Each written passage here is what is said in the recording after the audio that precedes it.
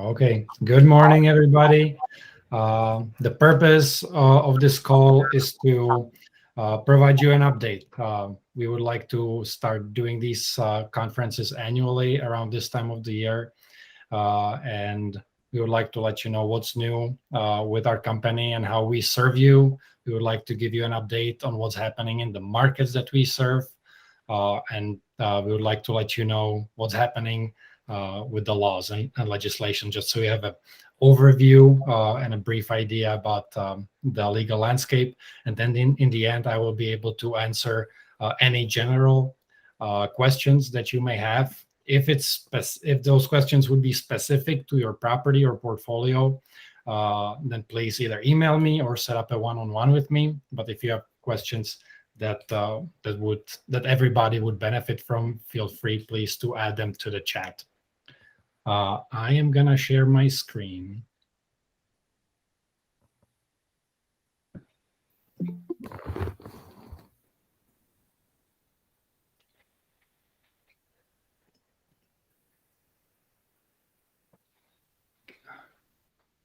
Good morning, Chino.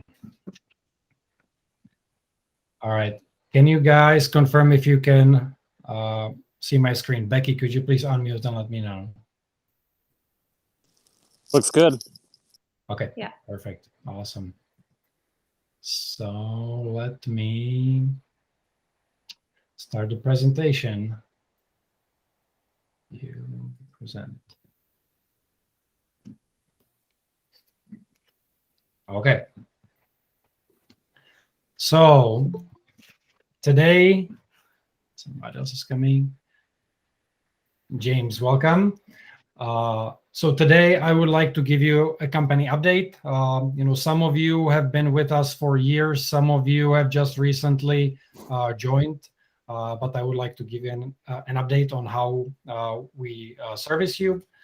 Next, I would like to talk about the situation in the market. What are we going to do about rent increases, how we approach them, and what is the cap for the next year. Then I would like to explain the legal landscape to you, the moratoria, government assistance programs, legislation, etc. And then in the end, we can jump into Q&A. Disclaimer, since we are going to be talking about laws, I would like to let you know that I'm not an attorney, and this presentation is not legal advice. It is my interpretation of how I understand the laws. I'm doing it in integrity and to the best of my knowledge, but I cannot provide legal advice. So let's jump to the next one. So let's start a little bit broad about the philosophy, about how we run business. So the company was started in 1995 by my father-in-law, Jerry LongStreet, and I bought it from him about 2 years ago. About a year ago, a little less than a year ago, we launched a new brand. Right now, we're called LongStreet Property Management. And the story behind it is my father-in-law's last name is LongStreet, and I wanted to honor his legacy and him starting the company and building a solid base of relationships. So I used this last name LongStreet and Americanized it and transformed it into LongStreet Property Management, which represents, the long street that real estate investing is, as well. It's a nod back to him. The purpose of our company, that's why we exist, and we exist to make your investment properties work for you, so you don't have to worry about them. The idea is completely take the burden off your plate so you can concentrate on things that you like to do, and we will take care of your investments. How we run the business. This is probably the most important thing, that I would like to point out. Every employee, that we hire has to be in line with this. These are the North Stars and, the guiding values about how we run business: integrity, care, and quality. And what that means for us is we always want to do the right thing, whether it's towards you guys or ourselves as a team or towards our tenants. We want to be able to wake up in the morning, look ourselves in the eye, and think of ourselves as good people. With care, for me, it's mainly about communication. When you guys reach out to us, we will reach back out to you. We'll let you know that we care about your problem. We are not perfect. We make mistakes. When we make a mistakes, we own it and we fix it. We'll show you the care. And with quality, we strive to do things right the first time, and we want our properties to be well maintained. The reason is well-maintained properties attract good tenants. Poorly maintained properties with a lot of deferred maintenance attract problems. So we use these three values, as a guide in everything that we do. And our goal as a company is we want to elevate the reputation of the industry, which is not very good right now.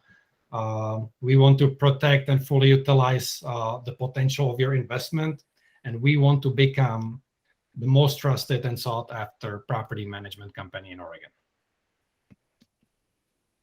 So that being said, right now we manage about 245 units. Vast majority of them is in Corvallis, Albany, Philomath area, where we have about 225. And we are growing in Portland, where we have about 20 units.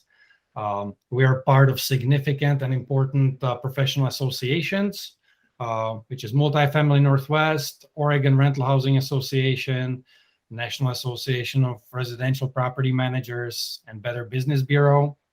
And we are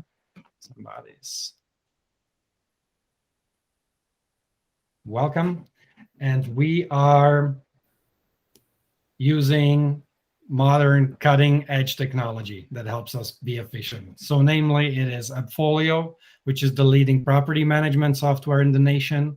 We use Tenant Turner, which allows us to be more effective when scheduling showings for prospective tenants. So that solution allows us to schedule tours 24/7, even on the weekends and at nights when some people are looking for tours. We are able to capture those leads and schedule tours for your properties. We use Rentometer to help us analyze data about what the market rent at your property should be. We, of course, use Google Suite with all its features. And we recently started using Monday.com, which helps us stay on track with our daily tasks and not let them slip. So the shift towards technology is heavy. We're trying to eliminate paper as much as possible. All right. So this is our team right now. I am the owner. I'm the point of contact for all of you guys. Lance Richards is our regional manager in Corvallis. Angel Serrano, he is our operations assistant. Jared Nunn leads our maintenance team in Corvallis, and David Espinoza and Creighton Jones are our maintenance techs in Corvallis.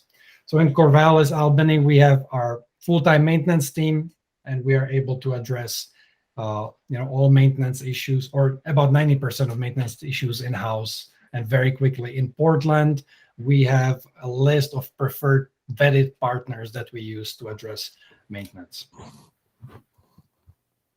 So the processes that we added in the last year that I would like to bring to your attention, that we are proud of. So number one is our vacancy killer program.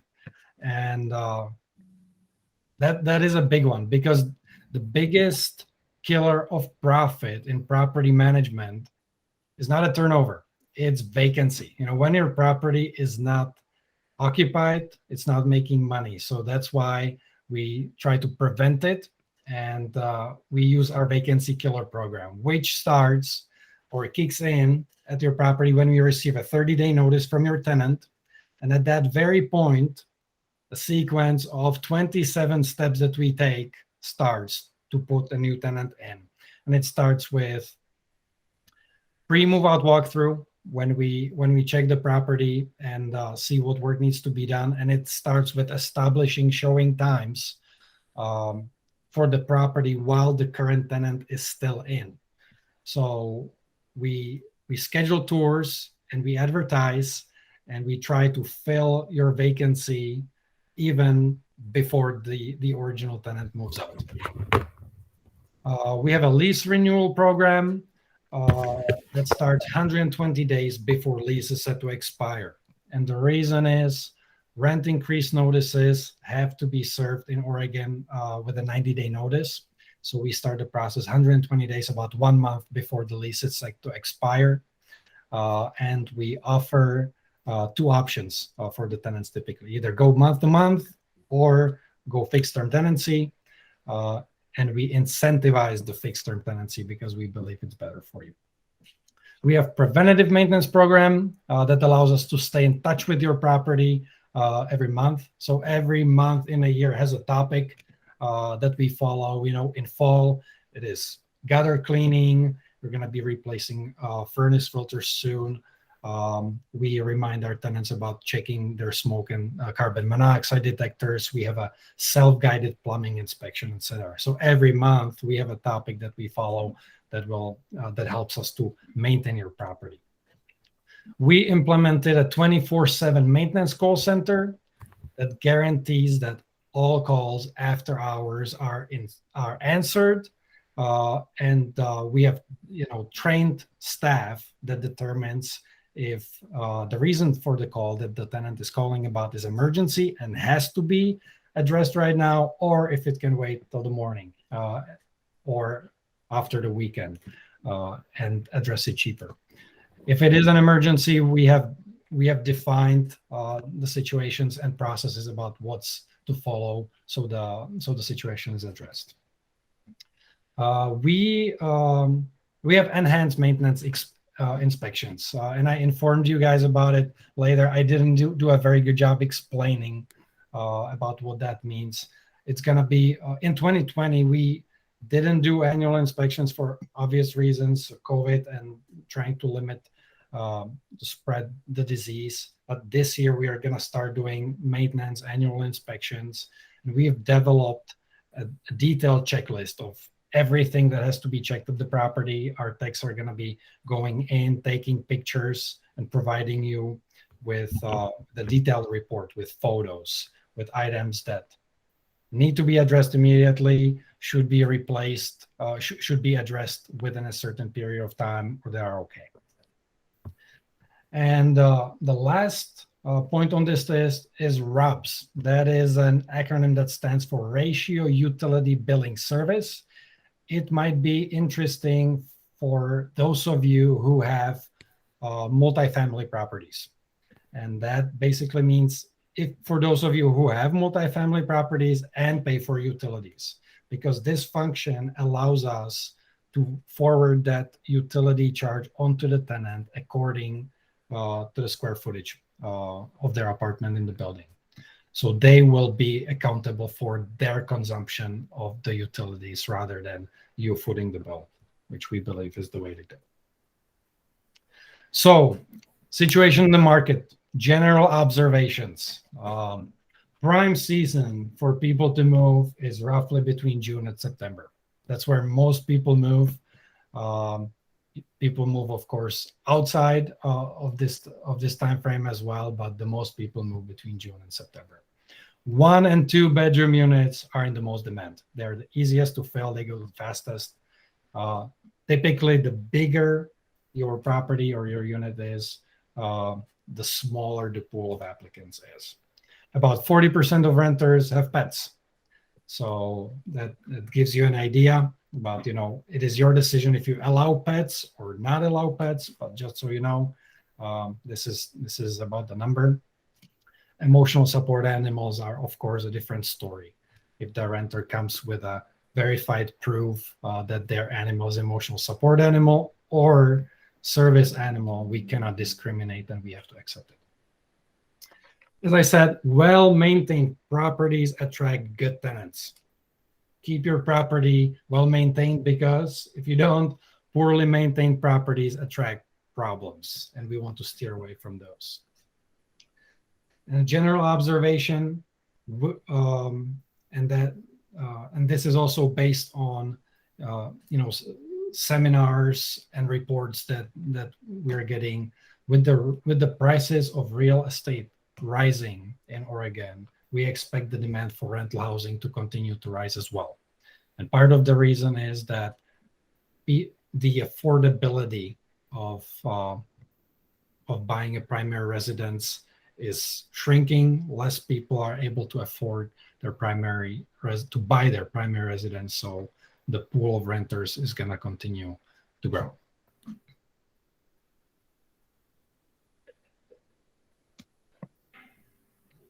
So, little snippet about Corvallis. In Corvallis, we have seen high demand and increasing rent compared to the last year, despite or in spite of COVID. That's there are some realtors among you that saw a huge spike in demand for real estate. It is very difficult to find an investment property in Corvallis right now because everybody wants to buy. University students came back in 2020 despite the university was closed for in-person learning.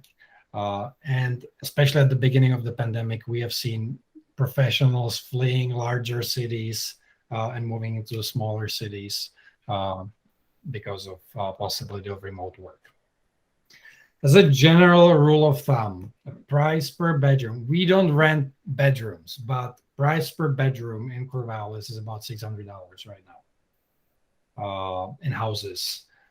In apartments, the price is comparable. The median rent that we are showing here is on the lower side. We're typically able to achieve higher price points than what the median rent is showed over here.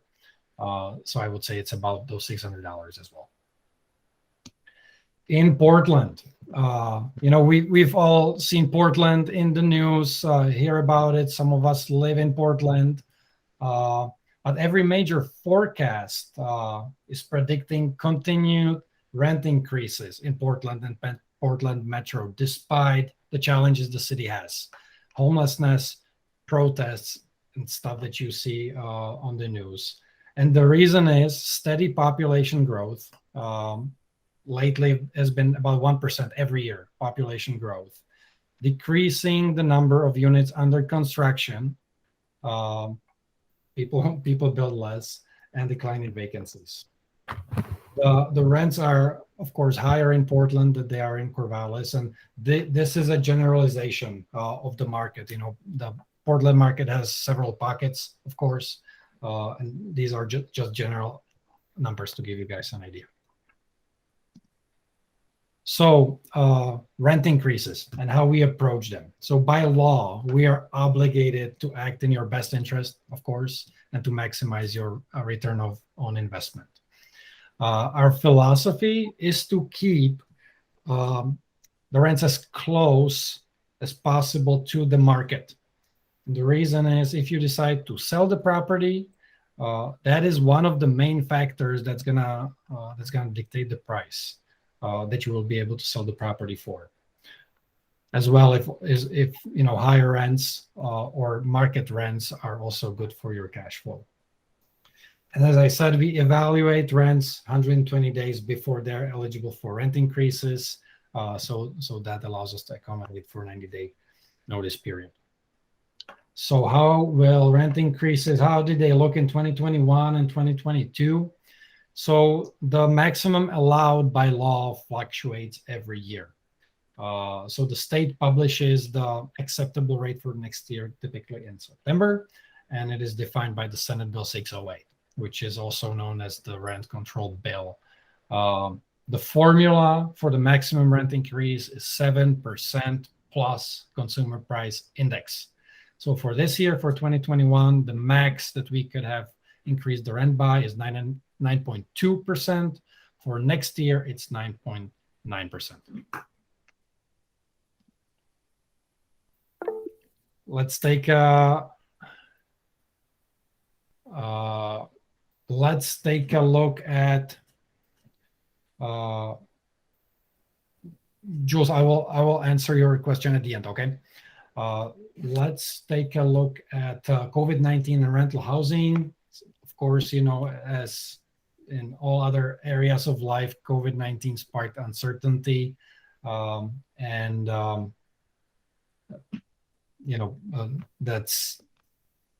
that was kind of at the beginning, but then in the end, I feel like it's playing out pretty okay for our industry. In 2020, we limited inspecting the units to minimize the exposure, and we shifted heavily towards digital. We tried not to invite people to our office, for example. We used video tours for advertising to minimize the exposure of the current tenants, so people can just go online and see the video on YouTube. But that being said, throughout the portfolio that we manage, we have seen improvement in rent collection. And the reason is that there is a lot of support dollars that are available to people who ask. And there are multiple organizations. In Corvallis, we work mainly with CSC, which is a consortium for community services. There is right now Oregon Emergency Rental Assistance Program. And basically, generally, this is most likely not true for 100% of the cases, but 99%, what we have seen based on our experience is who puts a minimal effort to getting their rent paid and ask for assistance, that rent is paid. And we have seen cases where these organizations paid rent for people for past, present, and future. We have received checks for thousands of dollars in rent. And overall, the rent collection during COVID period has improved for us. Of course, we work diligently with the tenants who have troubles. So we connect them with those organizations because it is in your best interest to collect that money that is owed. It's in our best interest as well. And we connect the tenants who have troubles, with the right people. This is more of a point of interest over the COVID-19 period. We had one case of rent strike, only one, and that actually worked out pretty okay because at the end, we explained to the strikers that their landlords are actually not some crazy people rolling in cash, but they are honest people who count on their house as a source of their retirement income, and ultimately they paid. Was that time step on? That was you, sir. Yes. Yay! And of course, as everybody is now facing issues with supply chain. There was, of course, a shortage of qualified labor. All the lead times are longer. Construction prices went up, supplies prices went up. So we battled that, and it was difficult for us to attract qualified labor, especially in the summer. But right now we cleared that hurdle, and we have a solid team in place right now. So I don't want to put you to sleep with this. I will run through it quickly, but just to give you an idea about what the legislation affecting rental housing in Oregon and in Portland is right now. So Senate Bill 608, it's in effect since 2019, also known as rent control law, that defines the maximum lawful rent increases every year, as we talked about. It also prohibits no-cause evictions after first year of tenancy. So after the tenant lives in the property for more than a year, there are only 4 qualified landlord reasons where you can ask them to leave as a no-cause eviction. If you own more than 4 rental units, you also have to pay the tenant a relocation fee in the amount of 1 month rent. In Portland, the situation is a little bit more complicated. You can still do the no-cause eviction, but in 90 5% of cases, you will also have to pay the relocation assistance fees in Portland, which are stiff, and I'm going to show you later. So the 4 reasons why you can ask your tenant to leave after first year of tenancy in Oregon and Portland are: you intend to demolish the unit, you intend for your immediate family to occupy the unit, you intend to undertake significant remodel or renovations that will render the unit unfit for occupancy, or you have accepted an offer from a person who intends to use the dwelling unit as their primary residence. Otherwise, you cannot ask the person to leave. And of course, pending if they stick to their rental agreement and don't break it. Now, I would like to show you the history of the COVID legislation, how it went. So on April 1st, 2020, the governor signed an executive order barring evictions till the end of June. Then at the end of June, House Bill 4213 extended the moratorium till the end of September. Then at the end of September, there was another executive order that barred the evictions till 12/21/2020. City of Portland and Multnomah County came up with their own ordinance that actually extended it till February 1st, 2021. But House Bill 4401 came in effect on 12/21/2020 and barred evictions until the end of June. Those were evictions for non-payment of rent, as well as no-cause evictions. And of course, there was a CDC moratorium that extended the protections after July 1st, but it was ultimately struck by the Supreme Court on August 26th, as you guys are aware. So the House Bill 4401 did a couple significant things. So they temporarily protected the tenants from no-cause evictions and from evictions for non-payment of rent, provided they sent us a proof of financial hardship, which was a simple form, and it was a formality that everybody cleared who asked for it. It also established a landlord compensation fund, which was funded by $150 million, later added another, I believe, $100 million. There were initial 3 rounds to apply. And at the beginning, whoever wanted to participate, the landlord had to forgive 20% of the owed amount, and they would receive 80% from the government. And this was changed later by Senate Bill 278, which now is going to pay for 100% of the owed amount with the landlord guarantee program.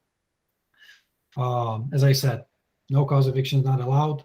And this bill also temporarily prolongs notices for non-payment of rent from 72-hour notice, which is a standard, to now it is a 10-day notice. Then we have Senate Bill 278, which allows serving notices for non-payment of rent from July 1st, but they have to be served with a disclosure saying that if the tenant applies for government assistance, they are protected from eviction for a period of 60 days in Oregon and period of 90 days in Multnomah County. It also establishes the landlord guarantee program, which I talked about. That means that after the period, the 60 or 90-day period passes and the rent is still not paid, the landlord can request that money to be paid by the government. We don't have much experience with this yet. As I said, vast majority of our people pay rent. If it comes to it, we'll pursue this option as well to collect your money. This bill also limits us on what we can screen on and report credit. So anything that happened in the emergency period from 4/1/2020 until the end of June 2020, we cannot consider when screening people, and that's going to be until 2/28/2022. It's a little bit confusing in this slide. And also it addresses occupancy limits. During regular times, we can limit occupancy to 2 adults per bedroom. Right now, until 2/28/2022, we cannot impose occupancy limits. This has not been a problem too. We have not seen a case that there would be 15 people living in a 2-bedroom apartment. But just so you know, this is not allowed. We can screen still for criminal background. We can still screen for past evictions that didn't happen in this emergency period, but we cannot limit the occupancy. Senate Bill 282, it says that if there is a rent owed during the emergency period from 4/1/2020 until June 30th, 2021, tenants are protected until end of October 2022, and we cannot pursue those funds. We'll be able to do that starting March 1st, 2022. Senate Bill 291, coming to effect January 1st. It is very close. It defines how we can screen people, defines our responsibilities about how to deny people, and demands individual assessment needed prior to denial on some criminal history for tenants. It's very close to what is in effect in Portland right now. Now this is rolling out in Oregon as well. And it demands us to provide certain language and certain disclosures during our application process. And then last but not the least, I would like to let you know about what's in Portland. We, of course, have a fair ordinance that puts certain minimum limits on income, security deposits, tells us how to treat applications. But also, if we increase rent for more than 10% or more, it can trigger relocation assistance as long as the tenant moves. Also, any no-cause eviction or non-renewal of fixed-term lease triggers the relocation assistance fees or substantial changes to lease terms. And as I said, the fees are pretty stiff. So if you rent just a single room or a studio, you have to pay the tenant $2,900, 1 bedroom $3,300, 2 bedroom $4,200, and 3 or more bedrooms $4,500 in relocation assistance. This ordinance is in effect along with the Senate Bill 608 that we talked about. So those kind of work side by side, and we have to be very careful when considering them. There are 12 exceptions from the mandate that are defined by the ordinance that allow you, with the city's approval in most of the cases, not having to pay this relocation assistance. But it is fairly complicated, and we will walk you through it if that situation happens. For rent assistance, as I said, there are multiple programs. The most prominent are the Oregon Emergency Rental Assistance Program, which is run by the state of Oregon, as well as Landlord Guarantee Program. And then we have great success working with CSC and Corvallis. So that is about the legal questions. Let me check what is in the chat. So Jules is asking, do you notify owner when you're thinking about increasing rent? It depends. We typically don't. We typically analyze the market. We every year run market rent analysis on your unit and decide what the market rent is based on the data and based on our experience with the market and with the tenant, and then send the rent increase notice. If you want me to talk to you before we send it out, I'm happy to do that. So we can do it, Jules. Okay. Then how to get in touch with us. I would like to address it too, because as we are growing, our schedules are super busy, and our schedules are pretty booked. at the same time, we really want to serve you well. And when we talk to you, we want to pay 100% attention to you because that's just the way it should be. So if there is anything urgent, anything, please feel free to call us. Our phone number is 503-436-3300. I'm on option one. I pick up the phone 99% of the cases. If not, I'm going to call you back. So please call me. For non-urgent matters, email me, stepan.rank@longstreetpm.com. Respond within 24 hours, typically way faster than that. Or if you want to talk, please set up a one-on-one meeting with me via my Calendly link, calendly.com/stepanrank. And I will be happy to jump on a Google Hangout with you or meet in person. But that allows us to schedule our time and be 100% present when we talk to you. I see that Mike has a question. Please illustrate why you favor 1-year term versus month to month. That is a great question, Mike. So a little bit of clarification. We extremely favor for our leases to start in that period between June and September. And the reason is, the pool of potential renters is the widest at that point. You can select the best renters. They're probably going to pay the most money for your place. So all our leases we shoot, to end in that period. And then once we are there, or ideally we start over there, we prefer 1-year term leases because it protects you in the off season. So as opposed to month, when the tenant can give you a 30-day notice and leave in the middle of winter, middle of December or January, when the pool of applicants is way narrower, we have the 1-year lease contract in place that locks them in for the whole year until it is beneficial for you again in summer. Does it answer your question, Mike?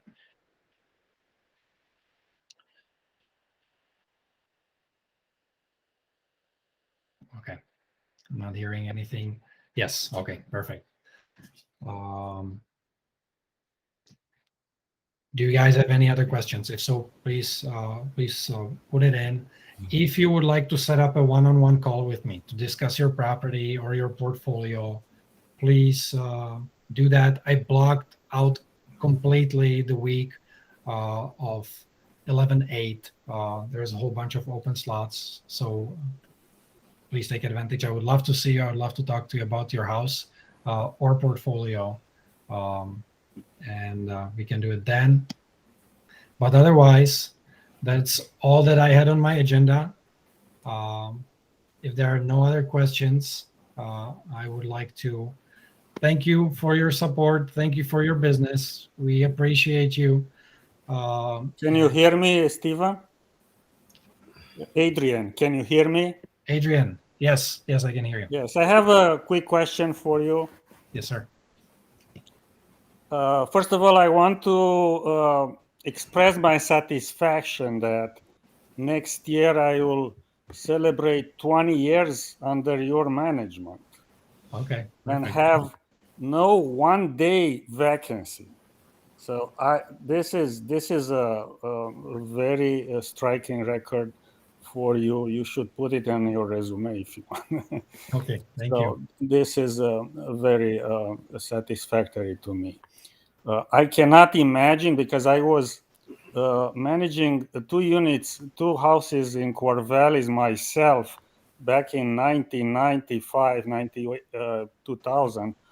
And I cannot imagine how can you manage 200 units in Corvallis with such a small team. So regarding that, how you deal with, let's say, 10 emergencies in 1 day? How you do that? That is a good question.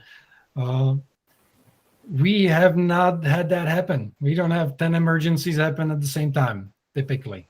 So you're lucky then. Most of if the there were- units are apartments or houses. if it is a combination of single family and multifamily. Like Um, 50% houses and 50% apartments on that number. I would say that is about accurate. Yes. Okay. Do you own any of the units? Yes. Yes. I own 5. Only 5. Oh, Yeah, all right. I'm So just starting. how is the seller market in Corvallis right now? Seller market. There are probably way more qualified people on this call to answer this question, and I can connect you with them if you would like.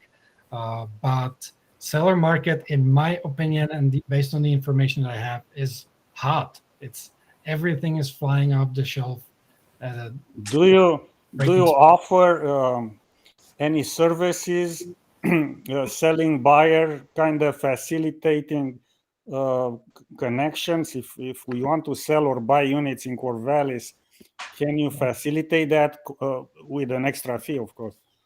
Uh, well, yes and no. We specialize in property management. We are property management specialists. We don't buy or sell. That being said, we have a number of great partners in Corvallis and in Portland that I'm happy to refer you to, and then you will be able to talk to them. All right, but you will represent us as a seller during the process, showing the They house. will represent you. I'm going to introduce you to them. They are all great professionals. So Okay. if you're interested, I'm happy to do that. Yeah. Another question regarding the portal, the owners landlord portal. Mhm. I like very much the way you give us the pictures and you archive them. We can view them later as well. But as an advice, because you have such a good camera, I'm a graphic designer, by the way, so I can tell you, such a good camera. The pictures are very large. For some reason, the website you are using it is limiting the space you are using, and half of the pictures cannot be opened because you reach the limit of space there. So maybe you reduce or save them as a JPEG instead, raw picture, because that way the image are smaller. So we can see them all. Right now I can see only half of it from your last inspection. I'm making a note, and I appreciate that too. Also, do we have access to tenant application and information paperwork? When you have a contract with the tenant, do you upload those contracts under our portal or not? Typically not. We store them in our system. All the applications, all the rental contracts, they are all stored securely with us. If you would like them, I'm again happy to provide. But typically, we don't share that information by default. Okay, good. If we need to contact the tenants directly, is it possible legally, or how? I don't know how this works. Yeah, please. If you want to talk to the tenants, please go with us.